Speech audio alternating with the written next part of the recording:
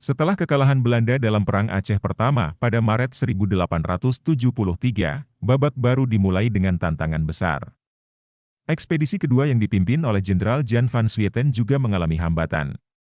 Pada April 1874, Van Swieten memutuskan untuk kembali ke Jawa bersama sebagian besar pasukannya. Namun, situasi di Aceh masih jauh dari kata damai. Di sana, Jenderal Johannes Ludovicius Jacobus Hubertus Pel ditinggalkan dengan tanggung jawab besar. Ia memimpin pasukan kecil yang harus bertahan di tengah tekanan perang yang terus berlanjut. Perang ini tidak hanya mengandalkan keberanian prajurit, tetapi juga suplai logistik yang sangat kompleks. Seluruh kebutuhan mulai dari peralatan, amunisi, makanan, hingga tenaga kerja, harus didatangkan dari luar wilayah Aceh. Kota Raja, yang kini dikenal sebagai Banda Aceh, dijadikan pusat militer dan administratif. Pembangunan ini menjadikannya titik strategis, tetapi juga menuntut upaya besar dalam hal transportasi. Salah satu tantangan utama adalah pengangkutan logistik dari muara Sungai Aceh, yang berjarak sekitar 4 km dari Kota Raja. Sebuah gudang telah didirikan di muara sungai sebagai tempat penyimpanan sementara. Dari sana, logistik diangkut menuju pusat kota dengan menggunakan perahu-perahu tradisional. Perahu ini kemudian ditarik oleh tongkang uap hingga tiba di Kampung Jawa, sebuah kawasan yang menjadi bagian dari jalur logistik. Situasi yang genting di Aceh memaksa para pemimpin kolonial Belanda untuk mencari solusi logistik yang inovatif. Mayor Leers, seorang perwira insinyur, mengajukan usulan penting kepada Jenderal Johannes Pel. Ia mengusulkan pembangunan dermaga dengan tiang pancang di Pelabuhan Ulela Uwe, yang terletak di pesisir Aceh, serta menghubungkannya dengan Kota Raja menggunakan jalur rel kereta api sepanjang 4 km. Usulan ini diharapkan dapat mengatasi kesulitan dalam pengangkutan logistik, mempercepat distribusi logistik, dan memperkuat kontrol kolonial di wilayah tersebut. Untuk memastikan kelayakan rencana tersebut, sebuah komite dibentuk. Komite ini terdiri dari komandan pasukan ekspedisi, seorang pejabat pemerintah, dan seorang perwira angkatan laut. Pada 24 Mei 1873, mereka mengirimkan proposal resmi untuk mendapatkan saran lebih lanjut. Proposal tersebut mendapat perhatian serius dan diproses dengan cepat. Gubernur Jenderal memberikan persetujuan pada 26 Juni 1874 melalui keputusan nomor 4. Namun, persetujuan ini hanyalah permulaan dari serangkaian tantangan besar yang harus dihadapi. Salah satu kendala utama adalah kurangnya tenaga kerja. Para pekerja sering sulit ditemukan, baik karena medan yang sulit maupun risiko tinggi akibat konflik yang terus berlangsung. Di sisi lain, material yang diperlukan untuk pembangunan juga menjadi masalah. Kayu dan besi untuk tiang pancang harus didatangkan dari Singapura, sementara rel kereta api harus diimpor dari Inggris. Proses pengadaan ini memakan waktu lama dan memerlukan biaya besar. Pada September 1874, dimulailah pembangunan jalur kereta api yang diharapkan menjadi solusi utama untuk mengatasi kendala logistik di Aceh. Setelah 2 tahun kerja keras, jalur kereta api ini mulai beroperasi sebagian pada 12 Agustus 1876, menghubungkan Kota Raja dengan Laguna. Tahap akhir penyelesaian jalur hingga Ulela Uwe rampung pada 12 November 1876, bersamaan dengan selesainya pembangunan dermaga di Ulela Uwe pada September tahun yang sama. Keberadaan jalur kereta api dan dermaga ini segera memberikan dampak signifikan. Kendala transportasi yang selama ini menjadi penghalang utama dalam operasional militer dan administrasi kolonial dapat diatasi. Distribusi logistik menjadi lebih cepat dan efisien, menciptakan momentum baru bagi upaya Belanda mempertahankan kendali atas Aceh. Pembangunan jalur ini tidaklah murah.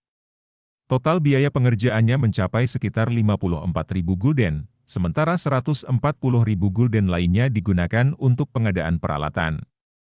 Jalur sepanjang 5 km ini menggunakan ukuran standar rel kereta api di Jawa, yaitu 1,067 mm. Meski demikian, jalur ini tidak mengalami perluasan lebih lanjut hingga akhir 1879, ketika Jenderal van der Heyden berhasil menaklukkan wilayah Oleh Besar.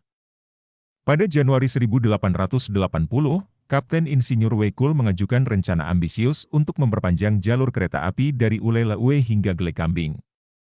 Rencana ini bertujuan mengurangi kebutuhan jumlah pasukan dengan mempermudah distribusi logistik melalui jalur kereta api. Meskipun Jenderal van der Heyden mendukung penuh proposal tersebut dan mendorong pemerintah Hindia Belanda di Batavia untuk menyetujuinya, rencana itu akhirnya ditolak. Namun, situasi berubah pada tahun 1882 dengan pengenalan administrasi sipil di Aceh. Jalur kereta api yang sebelumnya dikelola oleh militer dialihkan ke Departemen Pekerjaan Umum Sipil. Rencana perpanjangan ke Gulai Kambing dihidupkan kembali dengan beberapa perubahan signifikan. Kali ini, jalur yang akan dibangun menggunakan rel sempit berukuran 750 mm, menggantikan ukuran standar sebelumnya. Keputusan untuk menggunakan rel sempit didasarkan pada kondisi infrastruktur yang ada. Jalur kereta api dirancang untuk memanfaatkan jalan raya selebar 6 meter sebagai lintasan. Dengan ukuran rel 750 mm, 3,45 meter dari jalan yang telah diaspal tetap tersedia untuk transportasi biasa. Hal ini dianggap cukup untuk memenuhi kebutuhan transportasi sehari-hari tanpa mengganggu fungsi utama jalan raya. Namun, pelaksanaan proyek ini menghadapi berbagai tantangan. Konflik yang terus berlangsung selama Perang Aceh menghambat pekerjaan survei dan konstruksi. Selain itu, kekurangan tenaga kerja menjadi masalah besar. Kesulitan ini menyebabkan perubahan besar pada rencana awal. Ketika Gubernur Jenderal Jacob mengunjungi Aceh Besar pada tahun 1883, diputuskan bahwa jalur kereta api hanya akan dibangun hingga Anek Galong, bukan sampai Gulai Kambing seperti yang direncanakan sebelumnya. Panjang jalur pun dipangkas menjadi hanya 10 km, dan akhirnya lebih pendek lagi, menjadi 8 km. Setelah kunjungan Gubernur Jenderal Van Res ke Aceh, keputusan untuk memperpanjang jalur kereta api ke Lambaru direalisasikan. Pada 8 Juni 1884, konversi jalur tram uap dari Ule-le-Uwe ke Kota Raja selesai dilakukan. Tak lama kemudian, pada Agustus 1884, pembangunan jalur ke Lambaru rampung, dan sistem transportasi ini dikenal sebagai Tram Aceh. Pada tahun 1885, jalur transportasi darat semakin berkembang dengan pembangunan jalan lingkar dari Lam Jame melalui Lambaru ke Lam Ujong. Jalur ke Lambaru yang semula berupa jalur tram diubah menjadi jalan biasa. 2 jalur tambahan dibangun pada 1885 dan 1886, masing-masing menuju barat daya ke Ketapang II dan barat laut ke Tongah, Kruengkat dan Lam Ujong. Bahkan rumah sakit militer di Panteh Perak dihubungkan dengan sistem tram, menciptakan jaringan transportasi yang semakin luas. Hingga Juli 1886, seluruh konstruksi yang dilakukan oleh Departemen Pekerjaan Umum Sipil, BOW, di bawah perlindungan militer telah selesai, menghasilkan jaringan operasional sepanjang 39 km. Namun, jalur ini menghadapi tantangan besar dari perlawanan rakyat Aceh. Kerusakan berulang yang dilakukan oleh para pejuang Aceh memaksa segmen Lam Reung Lambaru dihancurkan pada Oktober 1889. Perbaikan dilakukan pada Maret 1891, bersamaan dengan pembangunan jalur tram baru dari Lam Reung ke Beringin. Karena situasi yang terus-menerus tidak stabil, Direktur BOW, Van Bosse, mengajukan permohonan agar jalur tram dikelola kembali oleh militer. Permintaan ini dikabulkan, dan mulai 1 Maret 1890, jalur tram berada di bawah kendali militer. Perluasan jaringan tram sempat terhenti hingga tahun 1897. Keputusan untuk melanjutkan pembangunan dipicu oleh peristiwa besar pada tahun sebelumnya, yaitu pengkhianatan Tengku Umar terhadap Belanda.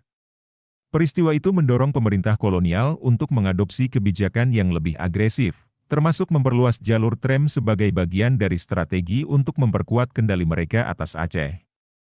Pada Januari 1898, dimulailah konstruksi perpanjangan jalur kereta api sepanjang 19 km dari Gulai Kambing ke Seulimeum, yang akhirnya dapat dioperasikan pada 1 November 1898. Namun, meski jalur ini selesai, jalur lingkar dan jalur yang lebih lama mulai diputus secara bertahap. Gubernur Aceh yang baru, Jenderal Van Heutz, yang menjabat mulai Maret 1898, memiliki ambisi besar untuk memperluas jalur kereta api lebih jauh, melintasi daerah aliran sungai antara Pedir dan Lembah Aceh. Namun, ia menyadari bahwa perpanjangan tersebut akan menghadapi kesulitan teknis yang sangat besar. Untuk melakukan survei dan merencanakan pembangunan, Jenderal Van Heuts meminta bantuan dari insinyur berpengalaman, A.E. Wijs, yang dikirim dari Jawa. Wijs memperkirakan bahwa biaya pembangunan jalur ini akan mencapai sekitar 3 juta gulden, dengan waktu pembangunan yang diperkirakan selama 3 tahun.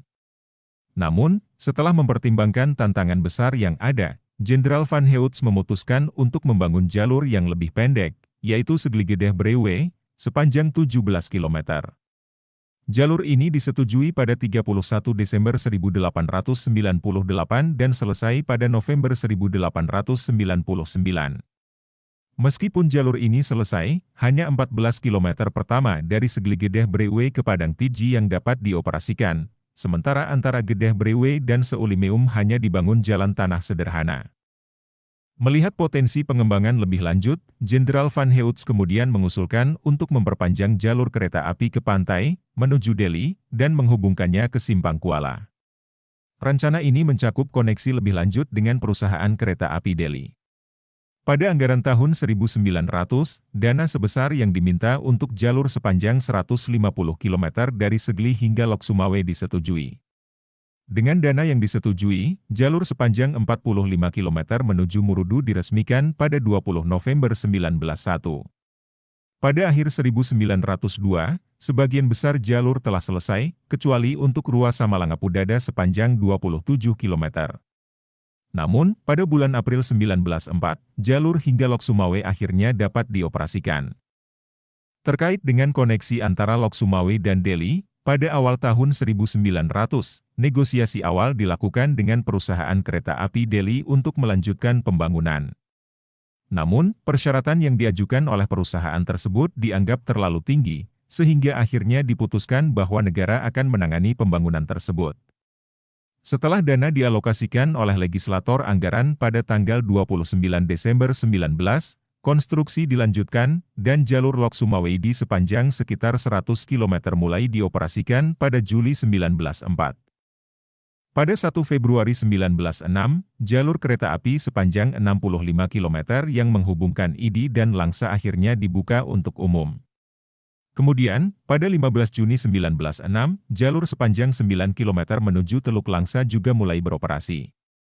Dermaga di Teluk Langsa, lengkap dengan gudang penyimpanan dan fasilitas bea cukai, selesai dibangun pada tahun 1907. Melalui Undang-Undang 23 Juli 1903 dan Lembaran Negara Nomor 337, diputuskan untuk memulai pembangunan jalur pegunungan yang akan menghubungkan kedua jaringan tersebut. Jalur ini akhirnya selesai pada bulan April 1908, dengan panjang total yang beroperasi mencapai 423 km. Biaya total proyek ini mencapai 17.250.000 gulden, mencerminkan ambisi besar Belanda untuk memperluas konektivitas di Aceh, meskipun dihadapkan pada tantangan geografi dan perang Aceh yang belum sepenuhnya reda. Namun, perlu beberapa tahun lagi sebelum jaringan kereta api di Aceh mengalami perluasan lebih lanjut. Baru pada tahun 1910, dana untuk perpanjangan jalur kereta api dari Langsa menuju Kuala Simpang sepanjang 35 km diajukan dan disetujui melalui Undang-Undang 15 Juli 1910, Lembaran Negara Nomor 476. Jalur ini mulai beroperasi pada 2 September 1912. Pada saat yang sama, lebih banyak dana dialokasikan untuk memperpanjang jalur ke Besitang dan membangun jalur cabang menuju Telok Tabuan, yang juga akan dilengkapi dengan pelabuhan. Namun, rencana ini berubah setelah diputuskan untuk membangun pelabuhan di Pangkalan Susu, yang akhirnya mengubah arah perkembangan infrastruktur pelabuhan di kawasan tersebut. Pada bulan Februari 1917, jalur kereta api Kuala Simpang Besitang sepanjang 40 km akhirnya mulai beroperasi, menyempurnakan konektivitas di kawasan tersebut. Tidak lama kemudian, pada 2 April 1917, jalur menuju Pangkalan Susu selesai dibangun, menandai kemajuan signifikan dalam ekspansi jaringan kereta api di Aceh. Perubahan besar lainnya terjadi pada 1 Januari 1916, ketika pengelolaan jalur kereta api ini dialihkan dari Departemen Perang kepada Jawatan Kereta Api dan Trem, yang mulai mengelola operasi lebih terorganisir. Di Besitang, jalur Aceh Trem akhirnya bergabung dengan perpanjangan jalur kereta api Delhi yang sedang dibangun. Perpanjangan ini mencakup jalur sepanjang 15 km dari Pangkalan Brandan, yang akan menggunakan ukuran rel standar yang telah diterapkan pada jalur perusahaan kereta api Delhi. Sementara itu, jalur Besitang Pangkalan Susu dioperasikan bersama oleh Aceh Trem dan perusahaan kereta api Delhi melalui penggunaan rel ketiga. Pada 24 Desember 1919, koneksi di Besitang berhasil diselesaikan, dan pada 1 Desember 1921, rel ketiga akhirnya dipasang di jalur Besitang Pangkalan Susu, memungkinkan operasi bersama antara kedua perusahaan. Dengan penyelesaian koneksi ini, berakhir pula pembangunan jalur Aceh Trem, yang telah berlangsung hampir 5 dekade. Tidak ada perpanjangan lebih lanjut setelah itu. Jalur ini tetap memiliki panjang total 511 km, dengan biaya pembangunan yang diperkirakan mencapai sekitar 23 juta gulden. Selain itu, penting untuk dicatat bahwa sejak 1895, Aceh Trem juga mengoperasikan pabrik es krim di Kota Raja sebagai bagian dari usaha anak perusahaannya. Dan begitulah kisah penuh perjuangan di balik pembangunan Aceh Trem, jalur kereta api yang melintasi hutan, gunung, dan sejarah berdarah Aceh. Rel-rel ini bukan sekadar jalan besi, tapi saksi bisu dari ambisi kolonial, perlawanan rakyat, dan perubahan yang tak terelakkan. Apa yang tersisa kini mungkin hanya jejak foto sejarah, namun cerita ini tetap hidup, mengingatkan kita akan harga yang harus dibayar untuk setiap pembangunan. Jadi, bagaimana menurut kalian? Apakah rel ini membawa kemajuan, atau justru menjadi simbol penindasan? Tinggalkan pendapatmu di kolom komentar, dan jangan lupa untuk like, share, dan subscribe. Sampai jumpa di episode berikutnya.